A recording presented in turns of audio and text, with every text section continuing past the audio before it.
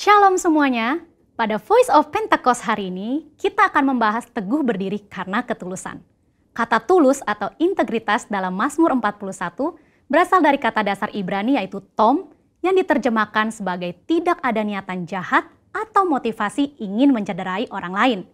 Secara manusia, kita menganggap wajar kalau kita dapat membalas orang-orang yang menyakiti atau mengkhianati hati kita. Bahkan Raja Daud dengan segala kelebihannya pun mencurahkan isi hatinya dengan memohon belas kasihan dan meminta Tuhan membelanya. Daud merasa layak memberikan hukuman dan membalas orang-orang yang memusuhinya. Namun Tuhan menjawab doa Daud dengan cara yang berbeda. Dalam Mazmur 41 ayat 13 berkata, "Tetapi Engkau menopang aku karena ketulusanku. Engkau membuat aku tegak di hadapanmu untuk selama-lamanya." Kata ketulusan dalam English Standard Version adalah integrity, di mana kata tersebut mengandung arti Tuhan menopang Daud sehingga dapat teguh karena ketulusan atau integritas Daud. Tuhan meneguhkan Daud bukan untuk membalas dendam kepada musuh-musuhnya, melainkan ketulusan hati Daud untuk mengasihi musuh-musuhnya. Pengertian dalam ayat ini merupakan titik balik Daud. Daud menyadari bahwa pertolongan, kekuatan, dan perkenanan Tuhan datang karena ketulusan atau integritas Daud di mata Tuhan, bukan karena nafsu untuk melakukan pembalasan. Selain Daud, ada tokoh-tokoh di Alkitab yang berjalan atau hidup dalam integritas dan mendapatkan pertolongan Tuhan. Mari kita bahas. Yang pertama, Yusuf. Yusuf adalah orang muda yang mempertahankan integritasnya. Yusuf mengalami berbagai pengalaman yang buruk, namun Yusuf selalu berjalan dalam ketulusan hati. Ia mengalami kemenangan atas hal-hal yang buruk. Ketika dijual oleh saudara-saudaranya sebagai budak, ia dapat memilih untuk menyalahkan saudaranya, menyalahkan situasi, bahkan menyalahkan Tuhan. Ketika digoda oleh istri Potifar, Yusuf tetap berdiri teguh dalam integritas, menolak godaan untuk berbuat dosa. Akibatnya, Yusuf difitnah oleh istri Potifar dan dimasukkan ke dalam penjara. Di dalam penjara pun, Yusuf tetap disertai Tuhan karena senantiasa menjaga integritasnya. Ketika kepala penjara melihat bagaimana Yusuf bekerja dan mengelola segala sesuatu, ia mempercayakan semua pekerjaan kepada Yusuf. Demikian pula, saat Yusuf bisa menafsirkan mimpi juru minuman dan juru roti, dan tafsir mimpi itu digenapi, namun juru minuman melupakan Yusuf yang telah menolongnya. Pada saat yang tepat, Yusuf diteguhkan oleh Tuhan untuk berbicara di depan Firaun dan menafsirkan mimpi Firaun. Tuhan memiliki cara dan waktu yang tepat untuk mempromosikan Yusuf, orang yang hidup dalam ketulusan hati. Kita pun dapat ditolong Tuhan jika kita tetap teguh berdiri dalam ketulusan hati kita. Tokoh Alkitab yang kedua yaitu Daniel. Sebagai orang buangan yang ditawan di Babel, Daniel harus menuruti semua aturan Babel termasuk dalam hal makan dan minum. Namun Daniel memilih untuk tidak menajiskan dirinya dengan makanan dan minuman yang disantap raja. Itulah integritas. Sebagai hasilnya, Tuhan mengaruniakan kesehatan, pengetahuan, dan kepandaian, bahkan kecerdasan 10 kali dari orang-orang lain. Dalam 2 Korintus 7 ayat 1, kita juga diminta untuk menjauhkan diri dari perbuatan cemar, seperti pesta pora, mabuk-mabukan, kata yang sia-sia, dan menempatkan kesuksesan duniawi di atas Tuhan. Kita percaya orang yang menjaga hidupnya kudus akan diberkati Tuhan. Selain Daniel memilih untuk tidak mencemarkan hidupnya, dia memilih untuk tetap hidup dalam integritas dengan menyembah Tuhan 3 kali sehari, sekalipun ancamannya dicebloskan ke dalam gua singa. Dari kisah kedua tokoh ini, kita belajar bahwa orang yang tulus atau berintegritas bukan hanya mendapat topangan atau perlindungan supaya dapat berdiri teguh, tetapi juga mendapat tempat yang pasti dalam hadirat Tuhan selama-lamanya. Hari ini kita pun diminta untuk konsisten menyembah Tuhan sekalipun tidak ada yang mengawasi. Bagaimanakah dengan kita? Apakah kita masih konsisten menyembah Tuhan secara pribadi dan masih bersemangat beribadah secara online? Saya berdoa di tahun integritas ini, kita dapat melakukannya dengan pertolongan Roh Kudus dan menjadi berkat untuk kemuliaannya. Saudara, Untuk penjelasan lebih lengkapnya dari tim teologi kami, jangan lupa buka link yang ada di atas atau scan QR Code yang tersedia. Salam integritas, Tuhan Yesus memberkati.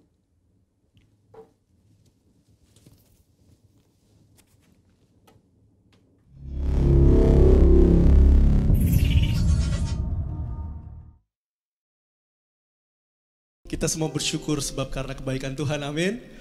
Kita boleh ada bersama dengan keluarga kita boleh ada di dalam rumah kita. Itu semua karena kebaikan Tuhan dalam kehidupan kita. Kita boleh sama-sama mengingat kebaikan Tuhan, mengingat pengorbanan Tuhan di atas kayu salib yang telah menebus kita. Sehingga kita boleh menyadari bahwa setiap kehidupan kita itu berharga di hadapan Tuhan. Puji nama Tuhan, jemaat Tuhan, mari saya undang untuk kita semua boleh bersatu di dalam doa. Kita akan memulai ibadah kita pada pagi hari ini. Ya Bapa, ke dalam hadirat-Mu kami datang Tuhan Yesus. Kami datang dengan merendahkan hati kami. Kami datang dengan merendahkan diri kami Tuhan Yesus di hadapan-Mu Tuhan. Sebab siapakah kami ini Tuhan Yesus? Sehingga Engkau memandang kami Tuhan. Kami sungguh mengucap syukur untuk setiap pengorbanan-Mu di atas kayu salib. Sebab Engkau telah menyelamatkan kehidupan kami Tuhan Yesus. Sehingga kami yang seharusnya mati oleh karena maut Tuhan. Tapi kami boleh beroleh kehidupan kekal di dalam Engkau Tuhan Yesus. Ya Bapa, bentuklah setiap hati kami. Jadikanlah kami bejana yang berkenan di hadapan-Mu Tuhan Yesus. Terima kasih Tuhan. Satu hal yang kami mau katakan, kami mau terus menyenangkan hati-Mu Tuhan Yesus. Terimalah pujian kami Tuhan. Haleluya. Amin.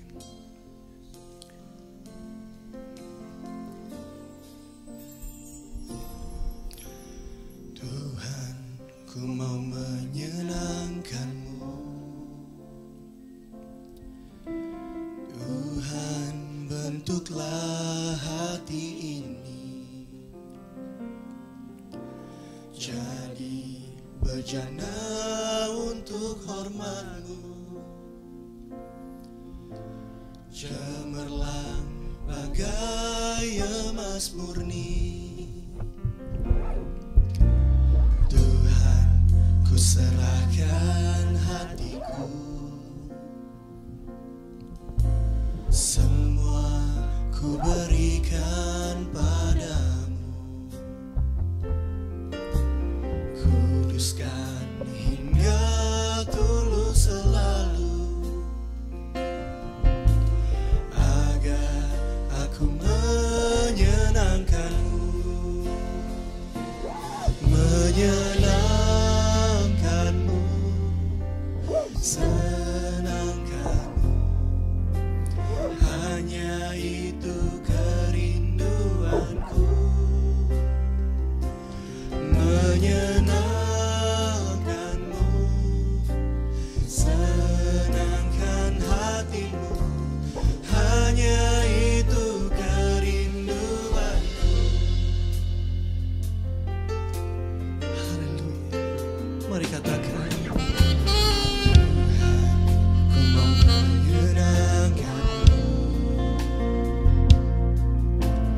Tuhan, bentuklah hati ini jadi bejana untuk hormat-Mu. Cemerlang bagai emas murni. Ini kami Tuhan. Tuhan, ku serahkan hatiku. Amin. Semua ku berikan padamu. Kuduskan hingga tulus selalu, agar aku menyenangkan-Mu. Menyenangkan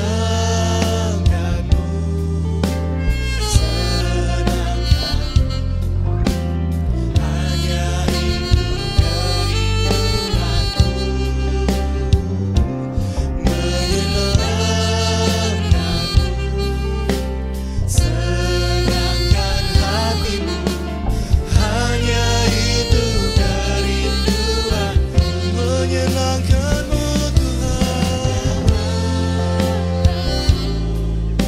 Senangkan, hanya itu kerinduanku. Menyenangkan-Mu, senangkan hatimu, hanya itu kerinduanku. Mari kita berikan kemuliaan bagi Tuhan. Menyenangkan-Mu, senangkan-Mu, hanya itu kerinduanku. Menyenangkan-Mu, senangkan hatimu, hanya itu kerinduan. Menyenangkan-Mu Tuhan. Senangkan, hanya itu kerinduanku. Menyenangkan-Mu, senangkan hatimu, hanya itu kerinduanku. Mari kita sembah Tuhan. Kita bersyukur kepada Tuhan. Yes Lord, kami mau terus menyenangkan hati-Mu Tuhan. Biarlah segenap pujian kami, segenap penyembahan kami boleh menyenangkan hati-Mu Tuhan Yesus.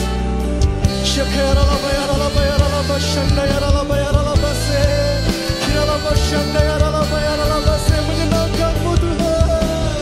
Menyenangkan-Mu, senangkan-Mu, hanya itu kerinduanku.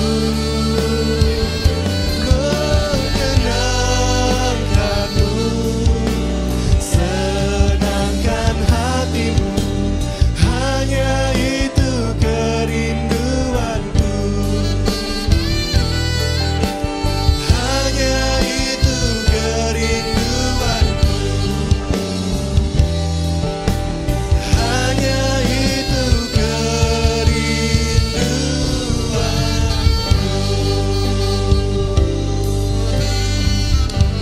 Haleluya, haleluya, haleluya. Hanya itulah kerinduan kami Tuhan, yaitu untuk menyenangkan hati-Mu. Terima kasih Tuhan Yesus, terima kasih Tuhan. Kami rindu untuk lebih lagi Tuhan Yesus, karena kami percaya Tuhan, Engkau telah memberikan kami kuasa, sehingga kami boleh memperoleh kemenangan demi kemenangan di dalam kehidupan kami. Terima kasih Tuhan Yesus, terima kasih Tuhan. Mari umat Tuhan yang percaya sama-sama kita katakan, amin. Sorakan haleluya. Haleluya, haleluya, haleluya. Kita semua adalah orang-orang yang diberikan kuasa oleh Tuhan, amin. Kita percaya bahwa Tuhan telah mati di atas kayu salib untuk memberikan kita kuasa, untuk boleh membawa banyak jiwa-jiwa datang kepada Tuhan. Yang percaya sama-sama kita katakan, amin.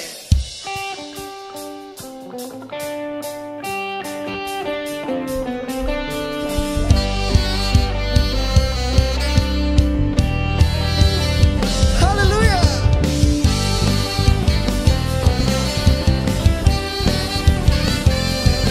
Kami mengucap syukur Tuhan untuk kuasa yang Kau berikan di dalam kehidupan kami. Mari umat Tuhan sama-sama katakan, dari Raja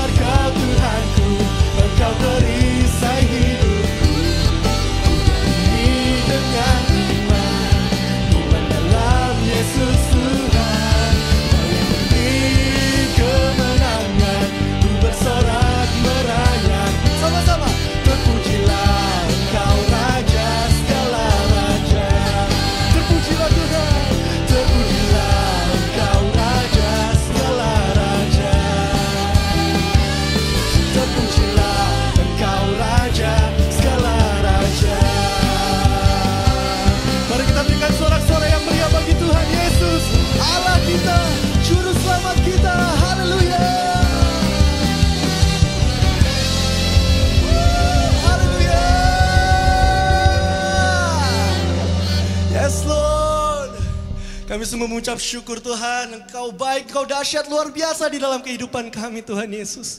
Terima kasih ya Bapa, terima kasih Tuhan. Kami sungguh bersuka cita, kami sungguh bersyukur pada pagi hari ini. Kalau sebentar kami akan mendengarkan firman-Mu Tuhan Yesus. Bahkan kami akan melakukan perjamuan kudus Tuhan. Kami mau terus menyiapkan hati kami Tuhan. Kami mau menjadi murid yang dengar-dengaran Tuhan Yesus. Kami mau menjadi murid yang taat Tuhan. Kami mau terus belajar. Kami mau terus Tuhan mengikuti panggilan-Mu di dalam kehidupan kami. Terima kasih Tuhan Yesus. Terima kasih Tuhan. Haleluya, haleluya, amin. Kami tidak perlu takut. Sebab Engkau beserta dengan kami. Mari umat Tuhan sama-sama katakan.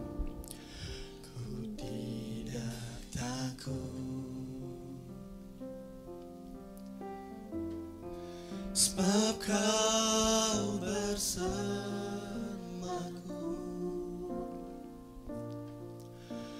ku tidak bimbang. Sebab Engkau Allahku,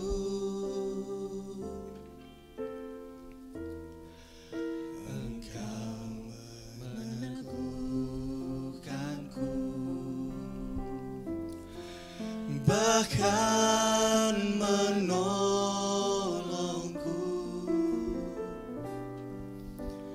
Kau batu karangku, Yesus Tuhan. Yesus memegangku dengan tangan kananmu. Yesus memberiku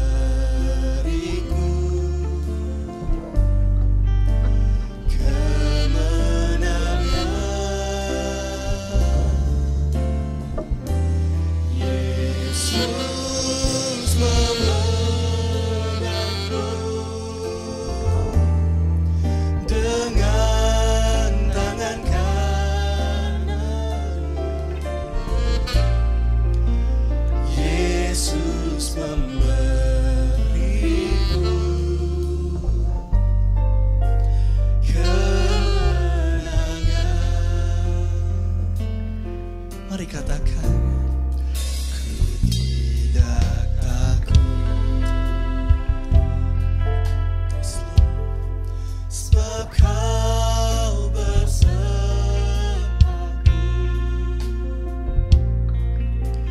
ku tidak bimbang. Sebab Engkau Allahku, Engkau meneguhkanku, bahkan menolongku.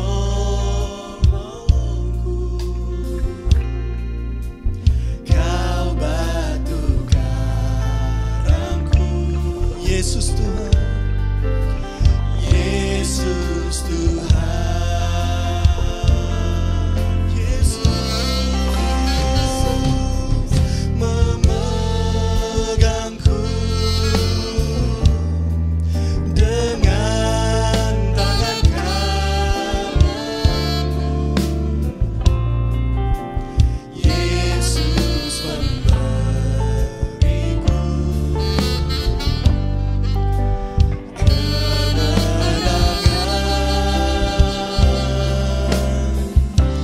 Yesus memegangku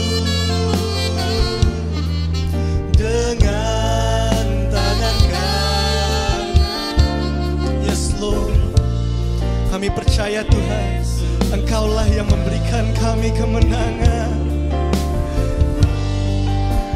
Kemenangan. Yesus memegangku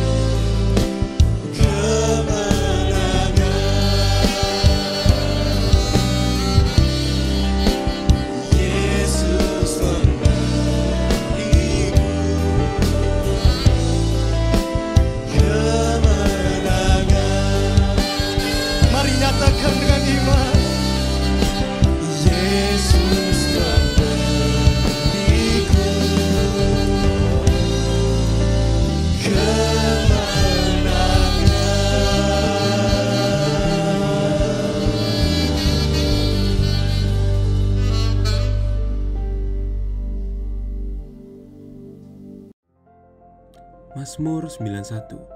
Orang yang duduk di dalam lindungan yang maha tinggi dan bermalam dalam naungan yang maha kuasa akan berkata kepada Tuhan, tempat perlindunganku dan kubu pertahananku, Allahku yang kupercayai. Sungguh dialah yang akan melepaskan engkau dari jerat penangkap burung, dari penyakit sampar yang busuk. Dengan kepaknya ia akan melindungi engkau, di bawah sayapnya engkau akan berlindung.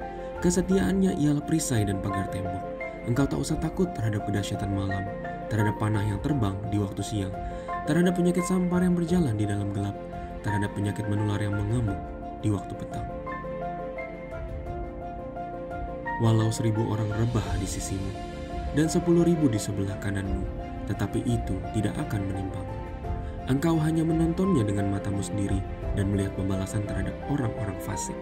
Sebab Tuhan ialah tempat perlindunganmu, yang maha tinggi telah kau buat tempat perteduhanmu. Malapetaka tidak akan menimpa kamu, dan tulah tidak akan mendekat kepada kemahmu.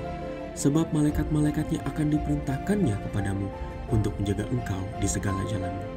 Mereka akan menatang engkau di atas tangannya, supaya kakimu jangan terantuk kepada batu. Singa dan ular tedung akan kau langkahi. Engkau akan menginjak anak singa dan ular naga. Sungguh hatinya melekat kepadaku, maka aku akan meluputkannya. Aku akan membentenginya sebab ia mengenal namaku. Bila ia berseru kepadaku, aku akan menjawab. Aku akan menyertai dia di dalam kesesakan. Aku akan meluputkannya dan memuliakannya. Dengan panjang umur akan kukenyangkan dia, dan akan kuperlihatkan kepadanya keselamatan daripadaku. Amin. Shalom Bapak Ibu, jemaat terkasih dalam Kristus. Hari-hari ini merupakan hari yang sangat berat buat kita semua, khususnya keluarga GBI Green Garden, di mana ada rekan-rekan pelayanan kita dan juga jemaat-jemaat dan keluarganya yang mengalami paparan COVID-19. Ada yang di rumah, isoman, ada juga yang dirawat di rumah sakit.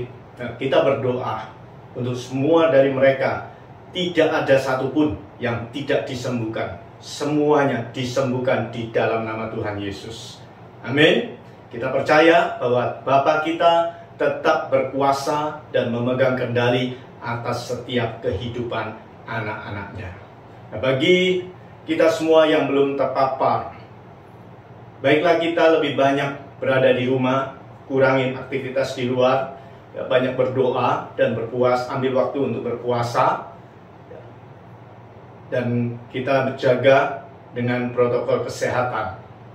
Nah, saudara terkasih dalam Kristus, pada hari ini saya bagikan sharing firman Tuhan, yaitu di Kolose 2 ayat 6 sampai dengan 7.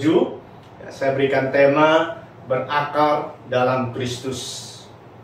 Saya percaya biar kebenaran firman ini akan terus memperkuat, akan terus membuat kita semakin bergairah, semakin memiliki pengharapan yang kuat di dalam Tuhan, di dalam menghadapi situasi-situasi pandemi saat ini.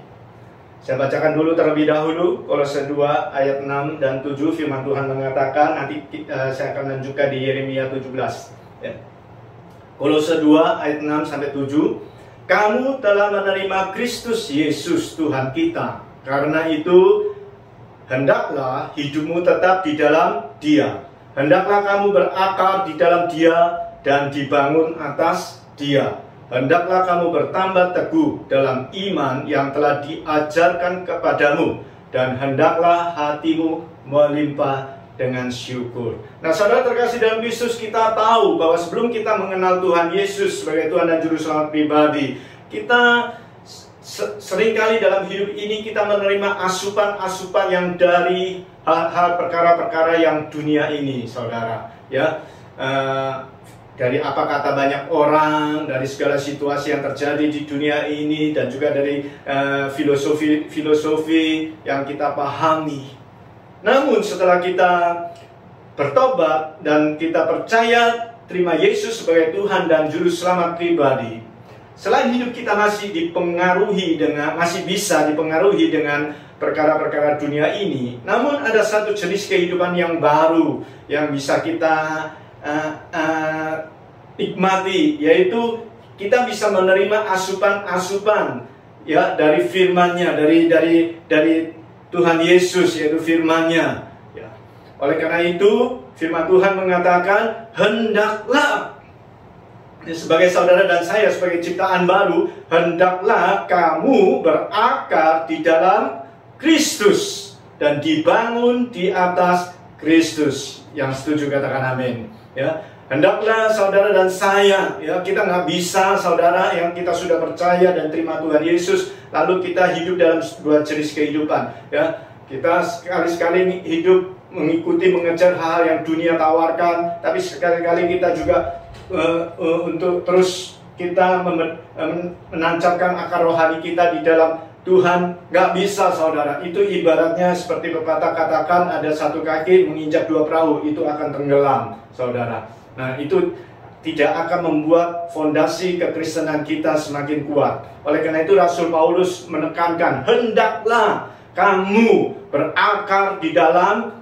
firman-Nya, di dalam Kristus, dan dibangun di atas firman-Nya. Amin. Nah, Yeremia 17 ayat 7 sampai dengan 8 juga dikatakan begini. Diberkatilah orang yang mengandalkan Tuhan, yang menaruh harapannya pada Tuhan. Ia akan seperti pohon yang ditanam di tepi air, dan yang merambatkan akar-akarnya ke tepi batang air, dan yang tidak mengalami datangnya panas terik, yang daunnya tetap hijau, yang tidak khawatir dalam tahun kering, dan yang tidak berhenti menghasilkan buah. Ya, orang yang mengandalkan Tuhan itu adalah kecenderungan hatinya yang terus tertuju kepada Tuhan dalam segala situasi, saudara. Termasuk pandemi COVID saat ini, saudara. Nah, saudara, dikatakan seperti pohon yang ditanam di tepi aliran air, yang merambatkan akar-akarnya, saudara. Nah, saudara terkasih dalam Kristus, saya mau cerita sebentar. Dalam beberapa bulan yang lalu, pada waktu sore hari saya lagi PCR di Rumah Sakit Geraha Kedoya, ya. Dan saat itu terjadi hujan, ya, hujannya hujan badai, anginnya rada kencang, saudara. Dan waktu itu mobil saya lagi berhenti, itu terasa banget itu goyang kanan kirinya, saudara. Dan selesai saya PCR, saya perjalanan balik ke rumah, di beberapa ruas jalan saya dapati ada beberapa pohon yang tumbang, saudara.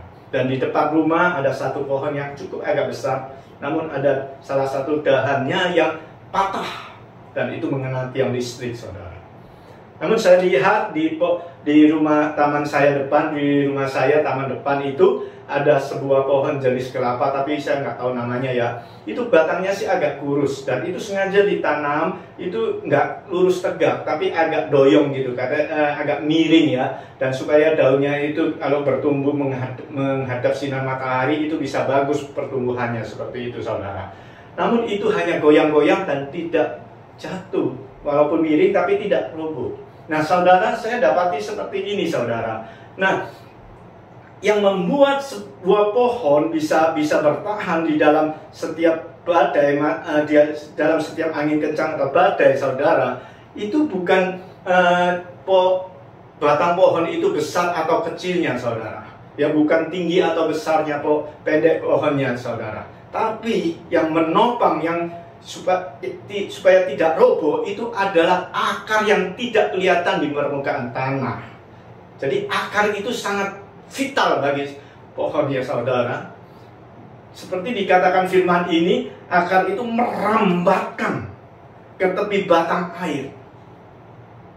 Jadi akar yang lebih tertancapnya lebih dalam-dalam, itu akan lebih kuat, saudara. Dan itu akan bertumbuh secara sehat. Bahkan saat-saat datang panas terik, masalah, badai, apapun juga, pohon itu akan sanggup bertahan. Yang mengerti katakan amin. Nah, saudara terkasih dalam Kristus, coba pikirkan, ketika sebuah badai datang menerpa, dan bisakah ada salah satu pohon yang bisa terhindar dari badai itu? Ya, mungkin pohon itu dia berkata kepada Tuhan, Tuhan tolong hindarkan aku, luputkan aku dari badai yang menakutkan ini. Bisa nggak kira-kira dia terluput? Saya percaya tidak bisa, saudara. Semua pasti yang pohon yang di area itu akan terkena semuanya, saudara. Tapi yang membedakan pohon itu tidak tumbang adalah seberapa dalamnya dia sudah merambatkan akar-akarnya. Dan itulah yang membuat sebuah pohon bertahan di tengah badai sekalipun. Amin, saudara. Amin. Oleh karena itu, yang saya maksudkan seperti ini, saudara. Jadi berakar di dalam Tuhan dan bertumbuh di atas itu adalah sebuah proses yang mungkin cukup lama, saudara. Bukan sesuatu yang instan. Yang setuju katakan amin. Ya, seringkali kita kalau waktu enak, waktu diberkati, waktu hidup nyaman begitu, kita lupa, kita mau doa males, kadang-kadang kita mau beribadah males, kadang-kadang kita banyak alasan deh. Tapi ketika ada suatu masalah terjadi, kita ketakutan, dan kita berseru kepada Tuhan, Tuhan tolong aku, luputkan aku, selamatkan aku. Maaf, saudara, belajarlah dari sebuah pohon yang jauh-jauh hari sudah merambatkan akar-akarnya. Dan itulah harusnya saudara dan saya yang selalu belajar untuk menambatkan, menancapkan akar-akar rohani kita di dalam Tuhan. Semakin hari semakin mendalam. Yang setuju katakan amin. Yang setuju katakan amin. Amin, saudara. Karena itu yang membuat kehidupan rohani kita dapat memiliki fondasi yang cukup kuat dan bertumbuh secara sehat. Amin. Nah, saudara terkasih dalam Kristus, ada dua unsur, saudara, yang terpenting, yang sangat penting di dalam kita merambatkan akar rohani kita kepada Tuhan. Dan akar rohani itu berbicara adalah kecenderungan hati kita di dalam pengenalan akan Tuhan dan firman-Nya. Ya, saya ulangi. Akar rohani kita itu adalah gambaran dari kecenderungan hati kita di dalam pengenalan akan Tuhan dan firman-Nya. Seberapa saudara haus dan apa akan firman-Nya, saudara akan belajar untuk terus menambatkan akar-akarnya di dalam firman-Nya. Amin. Nah, ada dua unsur terpenting di dalam merambatkan akar rohani kita kepada Tuhan. Nah, yang pertama, saudara dan saya harus mengenali keberadaan sumber anugerah dalam hidup kita ini.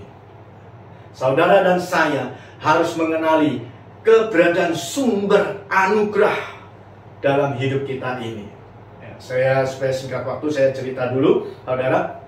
Di rumah belakang saya ada taman, ada kolamnya, kolam renang. Ya, mungkin dulu saya pernah cerita juga ini ya, ada kolam renang. Nah, di kolam renang itu di pinggir-pinggir sisi kolam itu ada kayak selokan kecil ya, sekelilingnya ya, itu fungsinya untuk kalau air yang ada di dalam kolam renangan itu meluber atau ada renang itu meluberan air itu akan mengalir dari sana. Jadi selokan itu sih ya lebih banyak sering basah dan banyak ada air segitu. Seperti itu saudara. Nah, di sisi-sisi yang dekat tembok itu, yang di sisi kolam itu ada banyak tanaman, ada yang kecil, ada yang besar juga ya saudara, tapi banyakkan yang kecil saudara.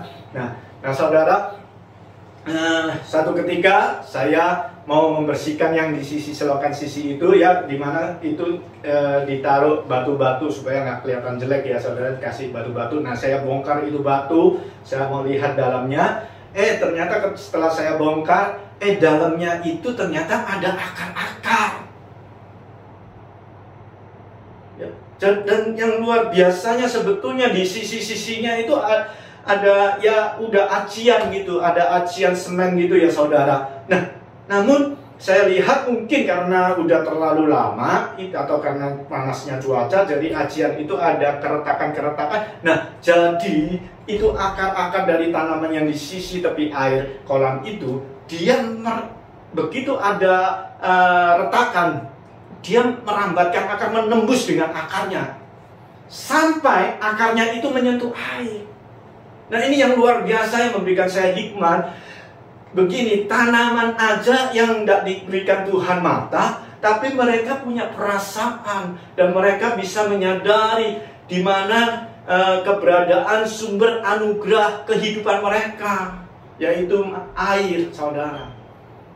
Jadi mereka berusaha di mana yang ada air, walaupun ada halangan di tangan, mereka berusaha untuk menembusnya, dan ketika ada celah, mereka berhasil. Begitu mereka menembus dan mereka mendapatkan air, mereka nggak perlu khawatir lagi, saudara. Walaupun kita lupa siram, mereka tetap hijau. Nah, buktinya waktu saya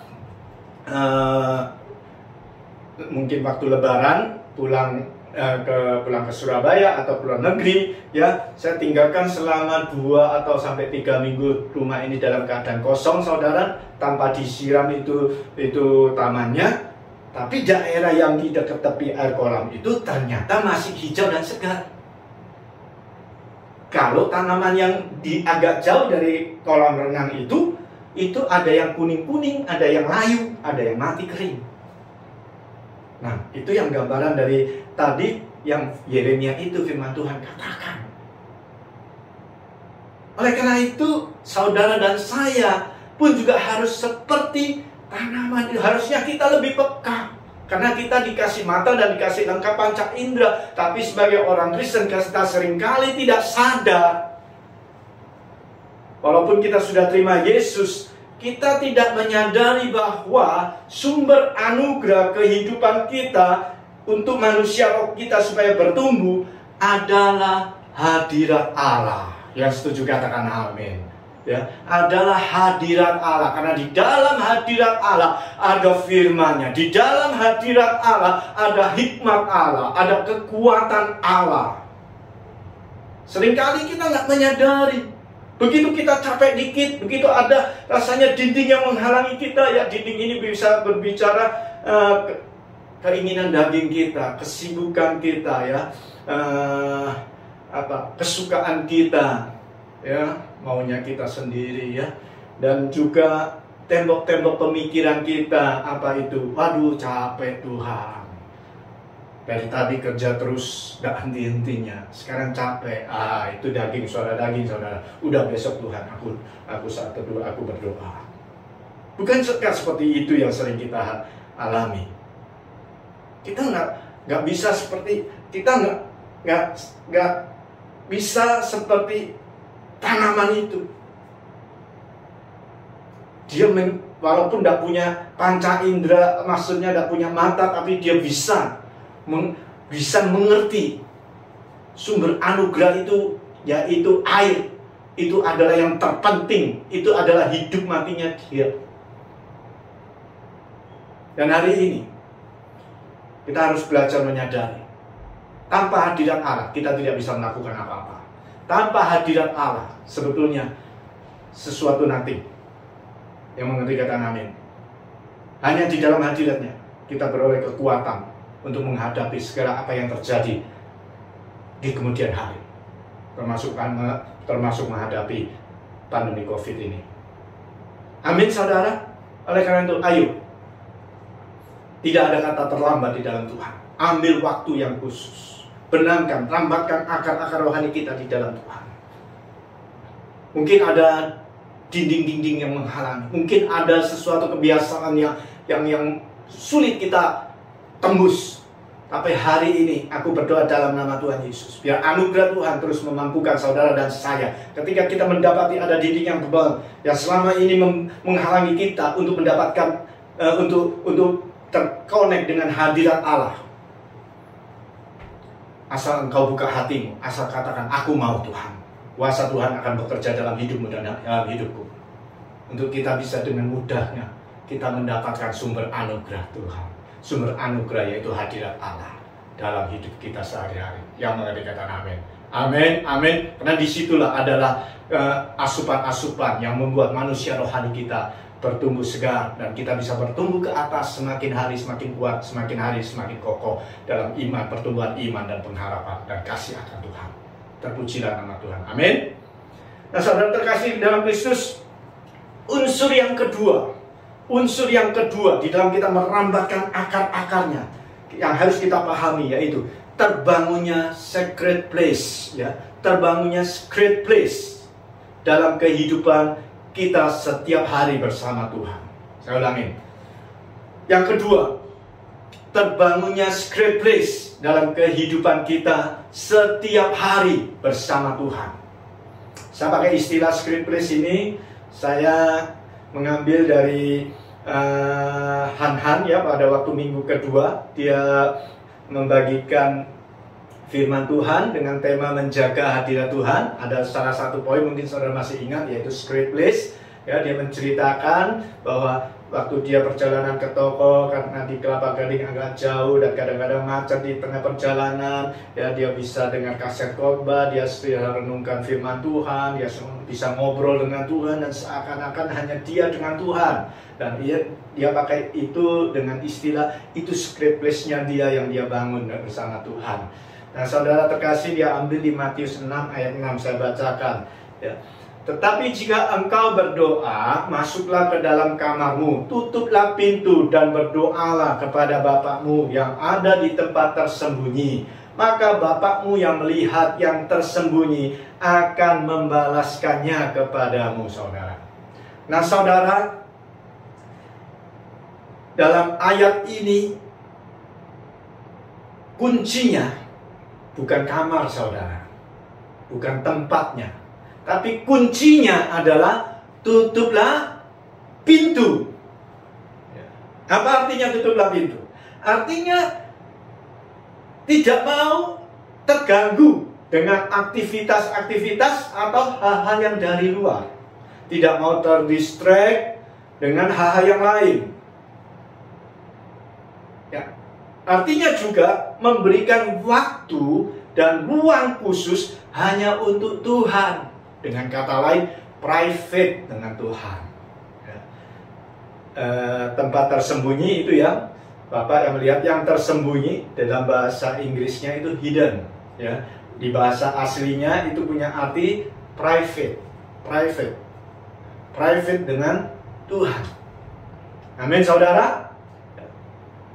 Jadi sacred place ini bukan mengacu pada tempat, tapi ini lebih mengacu kepada level persekutuan yang kita yang mendalam di dalam Tuhan, bersama Tuhan.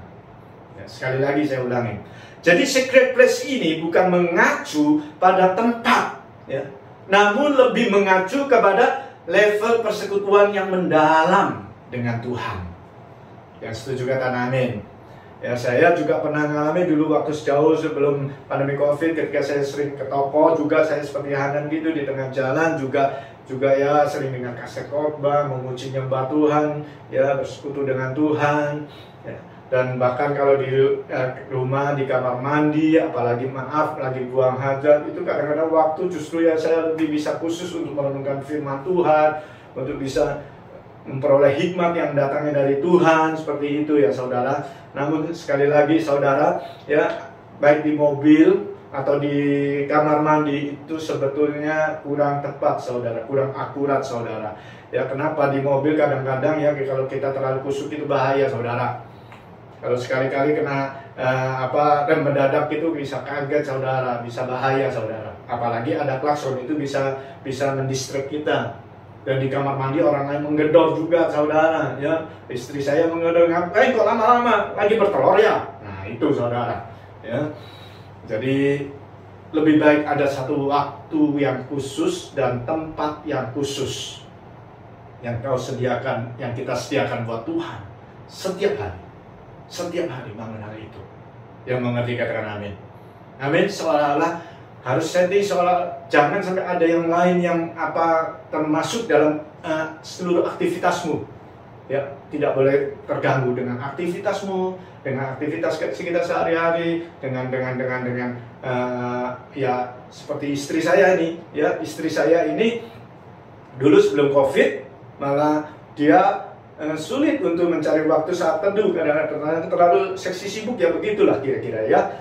Namun waktu setelah COVID dia belajar komit dengan Tuhan setiap hari. Saya lihat ya, dia ambil waktu memang bukan waktu pagi, tapi waktu sekitar jam 11 sampai jam 12, kadang-kadang jam 1 sampai jam 2 lebih lah, bisa 2 jam, bisa 2 jam, tidak menentu dia ambil di tempat khusus di kamar jendela yang menghadap taman. Dia sudah ngomong tuh, kalau jam-jam gitu, ya dia nggak ngomong, kita juga sudah mengerti, nggak boleh diganggu tuh. Jadi dia bisa di sana mendengarkan lagu penyembahan, dan dia bisa berdoa, dia bisa menyanyi dengan suara keras, ya, pokoknya mantap gitu saudara. Dan dia nikmati private dengan Tuhan. Dia lakukan hal itu setiap hari, saya melihatnya saudara. Nah itulah secret place yang dibangun bersama Tuhan. Nah kita harus belajar juga saudara, dalam kesibukan kita setiap hari. Kalau kita mau merambahkan akar-akar kita secara mendalam, kita harus ada terbangunnya suatu dimensi secret place ini bersama Tuhan. Artinya private dengan Tuhan, tidak terganggu. Itu akan membuat akar kita merambat di dalam hadirat Tuhan semakin dalam, dan hasilnya kita akan semakin kuat dalam menghadapi badai apapun, juga termasuk pandemi COVID ini. Yang setuju katakan amin. Yang setuju katakan amin. Amin saudara. Itu yang Tuhan kehendaki hari-hari ini kita lakukan ya. Jadi dua hal ini saudara, kita harus mengerti. Yang pertama yaitu untuk kita merambatkan akar supaya fondasi kekristenan kita semakin kokoh dan kuat di dalam menghadapi badai masalah apapun. Juga yang pertama kita harus menyadari sumber anugerah kehidupan kita adalah hadirat Allah. Tanpa hadiratnya kita nggak bisa lakukan apa-apa. Amin. Dan yang kedua, adanya terbangun secret place dalam kehidupan kita. Setiap hari kita komit untuk kita sediakan buat Tuhan, private dengan Tuhan. Amin. Ya. Kita dua unsur ini saudara, saya berdoa kita semua bisa membangunnya selama masa pandemi COVID ini. Ya, tidak ada kata yang terlambat saudara. Tuhan menghargai ya ketika kita membuka hati untuk mau melakukan dengan sungguh-sungguh. Anugerah Tuhan, pertolongan Tuhan, Roh Kudus akan menolong kita. Amin saudara, amin. Ya, saudara, hari-hari ini emang sulit saudara. Ya, kita dengar berita sana sini ya, sepertinya tidak ada tempat yang tidak terpapar dengan COVID. Ya saudara, di tempat kerja saya juga ada, katanya ada tuh di ruko-ruko sana, di ruko Tanah Abang juga ada beberapa ruko yang kena saudara ya. Dan banyak sekali kita mendengar kabar-kabar ya yang penyebarannya begitu luar biasa. Memang saudara, Bapak tidak menempatkan anak-anaknya, saudara dan saya dalam posisi aman, posisi keadaan nyaman, situasi tenang, yang nggak ada masalah badai, kesulitan dan lain-lain. Ya, belum nanti ada kesulitan badai ekonomi bisa juga terjadi saudara ya akibat daripada COVID ini ya sudah ditebak, sudah diprediksi dengan ahli-ahli ekonom Ya, itu akan pasti bisa terjadi, saudara. Dan Tuhan tidak menempatkan kita di luar keadaan semua itu. Dengan kata lain, kita juga mungkin bisa mengalami. Dan dia tidak pernah berjanji untuk meluputkan kita dari semua itu. Tapi satu hal saya percaya, Bapa telah berjanji bahwa tangan Tuhan selalu menyertai kita. Tangan Tuhan selalu menopang kita dan memberikan kita kekuatan untuk kita bisa menghadapi segala sesuatu yang terjadi dan kita bertahan. Dan itulah yang membedakan anak-anaknya dengan yang lain. Yang setuju katakan amin. Bagaimana itu bisa terjadi?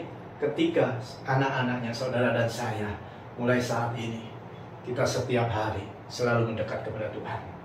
Belajar untuk terus menyediakan waktu yang khusus, ruang yang khusus, private dengan Tuhan. Karena kita tahu itu adalah sumber anugerah dalam kehidupan kita. Di dalam nama Tuhan Yesus, saya percaya, ya, biar dua unsur ini terus terbangun. Dan kita mulai belajar terus merenungkan firman Tuhan. Dan memperkatakan janji Tuhan. Oh, aku berdoa di dalam nama Tuhan Yesus. Mungkin ada di antara kita yang emang sudah terpapar COVID, yang lagi isoman di rumah. Atau yang ada di rumah sakit, siapapun juga yang mengalami COVID saat ini. Mungkin saudara sudah nggak berdaya. Aku berdoa di dalam nama Tuhan Yesus. Biar saat ini, ketika engkau mendengar firman Tuhan, ada kekuatan dan kuasa dari firman Allah terus mengalir dalam hidup. Ada kehidupan yang anugerah, kesembuhan yang datangnya dari Tuhan Yesus itu mengalir atas, memulihkan, membersihkan seluruh virus-virus COVID yang ada di dalam tubuhmu. Itu berhenti dan pergi dari tubuhmu. Jadilah sembuh. Ada aliran kehidupan yang mengalir semakin hari semakin kuat, memulihkan setiap sel-sel tubuhmu, menghidupkan seluruh sel-sel tubuhmu di dalam nama Tuhan Yesus. Sehingga engkau dapati ada kesegaran yang baru, ada kekuatan yang baru. Itu mulai muncul dalam hidupmu. Dan jadilah sembuh, jadilah kuat di dalam nama Tuhan Yesus. Aku percaya Tuhan, ketika anak-anakmu selalu mengandalkan Engkau tidak pernah mengecewakan anak-anakmu. Tanganmu selalu datang dan memegang. Khusus yang ada di ICU Tuhan, kami berdoa di dalam nama Tuhan Yesus. Untuk saudara kami Tuhan Erwin Tuhan, di dalam nama Tuhan Yesus, Engkau yang memegang tangannya dan jadilah sembuh, jadilah sembuh. Terima kasih Tuhan Yesus, terima kasih, ucap syukur. Kami serahkan semua di dalam pimpinan-Mu Tuhan. Terima kasih di dalam nama Tuhan Yesus. Dan biar setiap kami yang diberikan kesehatan yang baik Tuhan, biar kami bisa lebih taat lagi untuk belajar, untuk membangun kehidupan kami di dalam Engkau Tuhan. Untuk terus merambatkan akar-akar rohani kami di dalam Engkau semakin hari semakin kuat. Dan kami bisa bertumbuh secara sehat. Ketika apapun yang terjadi, kami percaya penyertaan-Mu selalu ada dalam hidup kami. Terpujilah nama-Mu Bapa, terpujilah nama-Mu, terpujilah nama-Mu. Dalam nama Tuhan Yesus. Amin.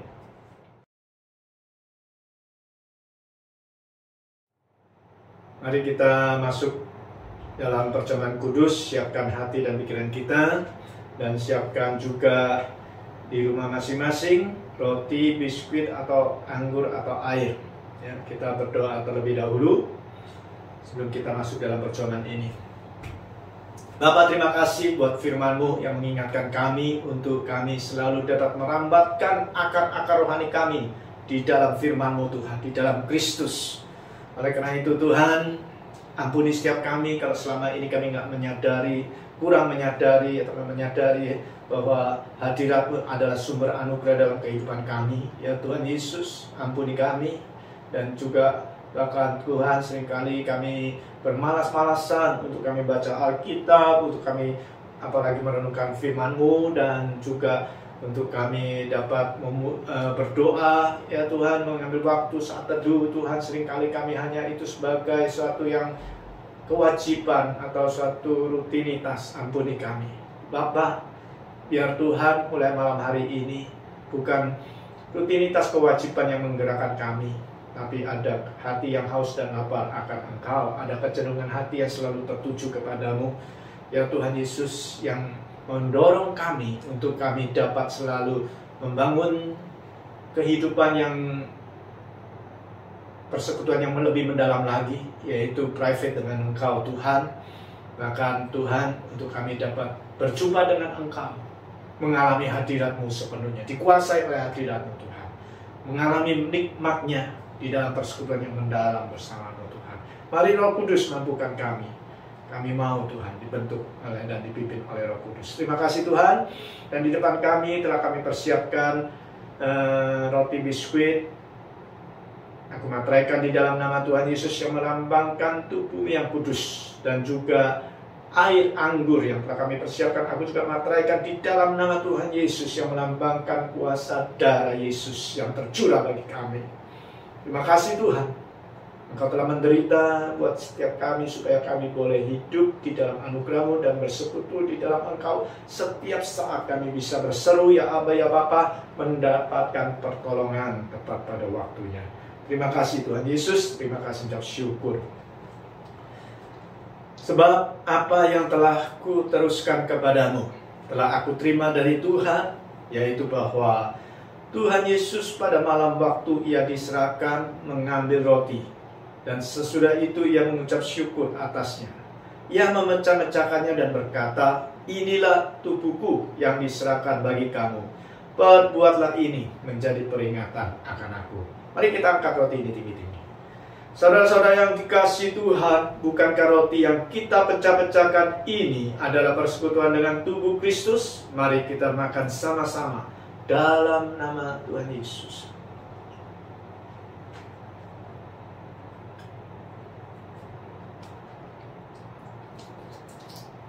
Demikian juga yang mengambil cawan sesudah makan lalu berkata, cawan ini adalah perjanjian baru yang dimateraikan oleh darahku. Perbuatlah ini setiap kali kamu meminumnya menjadi peringatan akan aku. Angkat ini cawan tinggi-tinggi saudara. Saudara-saudara kasih Tuhan, bukankah cawan yang atasnya kita mengucap syukur adalah persekutuan dengan darah Kristus? Mari kita minum dalam nama Tuhan Yesus.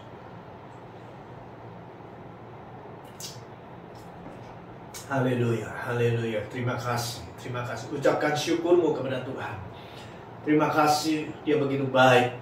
Dia tidak pernah meninggalkan anak-anaknya. Dia selalu ada, bahkan sangat dekat dalam kehidupanmu dan kehidupan saya. Khususnya juga kepada mereka, rekan-rekan kita yang lagi isoman, dan juga yang lagi ada di ICU. Di dalam nama Tuhan Yesus, Tuhan selalu memegang tangan, dan Tuhan akan mengangkat engkau, memberikan engkau kekuatan yang baru, kesegaran yang dari dalam hatimu, aliran-aliran air yang hidup itu terus menyegarkan dan terus membersihkan segala bentuk virus COVID apapun juga di dalam nama Tuhan Yesus. Kuasa darah Yesus mengalir, jadilah sembuh, jadilah sembuh, jadilah sembuh. Semakin hari kau dapati tubuhmu semakin kuat. Tidak ada lagi pergumpalan darah, tidak ada lagi sesak nafas, tidak ada lagi hal yang mengganggu, bahkan tidak ada lagi efek-efek buruk daripada COVID-19 ini yang terus-menerus mengganggu tubuhmu, mengganggu hidupmu. Di dalam nama Tuhan Yesus, jadilah sembuh secara sempurna. Kuasa darah Yesus mengalir dalammu. Dalam nama Tuhan Yesus, kami mengucap syukur dan kami terima kesembuhan ini Tuhan, buat anak-anakmu. Di dalam nama Tuhan Yesus yang percaya, sama-sama katakan amin.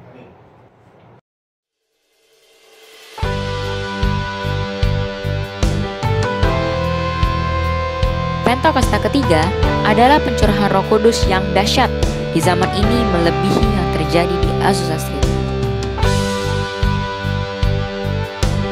Pentakosta ketiga akan mengakibatkan penuaian jiwa yang terbesar dan yang terakhir sebelum Tuhan Yesus datang kembali.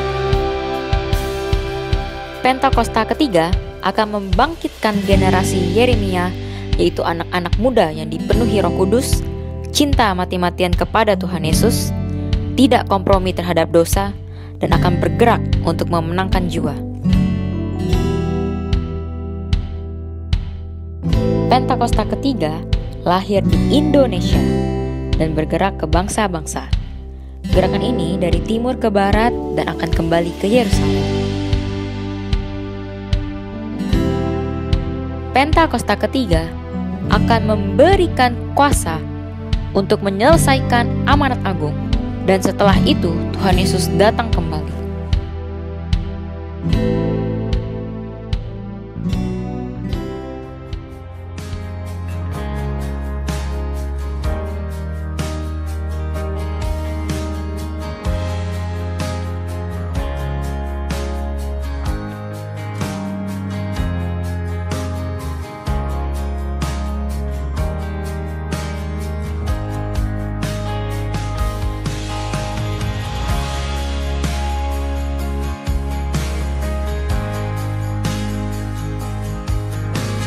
Mari kita satukan hati di dalam doa syafaat.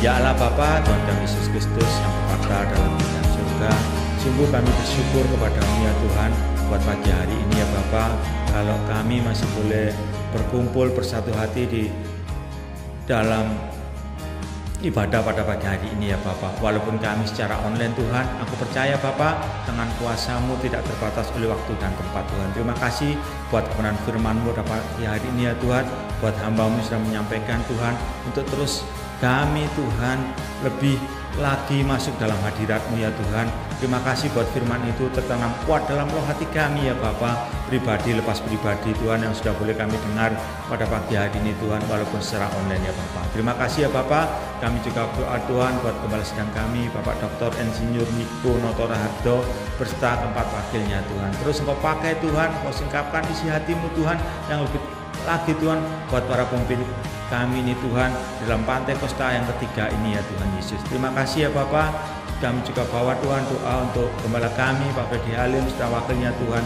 Kau sertai, Kau jagai mereka ya Tuhan Yesus dalam menggalakkan kami Tuhan di GPI Gen Garden ini Tuhan, semakin hari semakin berkenan ya Bapak. Terima kasih ya Bapak buat bangsa dan negara kami Indonesia ya Tuhan. Aku percaya Tuhan tangan-Mu masih ada rencana untuk bangsa dan negara kami Tuhan. Kau berkati Presiden Bapak Presiden Joko Widodo bersama wakilnya Tuhan, aparat keamanan ya Tuhan Yesus, juga dalam menangani pandemi yang saat ini masih ada ini Tuhan. Aku percaya Tuhan kasih setia-Mu tak pernah meninggalkan kami ya Bapak. Terima kasih ya Bapak buat kami semua sudah boleh melayani Tuhan, terutama untuk WL, pemusik, semuanya Kau berkati berlimpah-limpah ya Tuhan. Juga Tuhan untuk persembahan yang boleh kami berikan ya Tuhan Yesus, itu semua karena kemurahan-Mu ya Tuhan. Kau berkati, Kau kembalikan berlipat-lipat kali ganda ya Bapak. Terima kasih ya Bapak. Ini yang menjadi doa-doa kami Tuhan, dan kami siap menerima berkat yang daripada-Mu Tuhan. Mari kita akhiri ibadah ini, kita angkat kedua tangan kita tinggi-tinggi. Saudara-saudara terkasih dalam Kristus, terimalah berkat dari Allah Bapa, kasih, damai sejahtera, sukacita dari Tuhan Yesus Kristus, kekuatan, penghiburan, dan pertolongan daripada Allah Roh Kudus terus menyertai kita semua, mulai dari saat ini sampai Maranatha Tuhan Yesus Kristus menjemput kita di awan permai, bahkan sampai hidup kekal selama-lamanya. Yang percaya sama-sama katakan amin. Tuhan Yesus memberkati.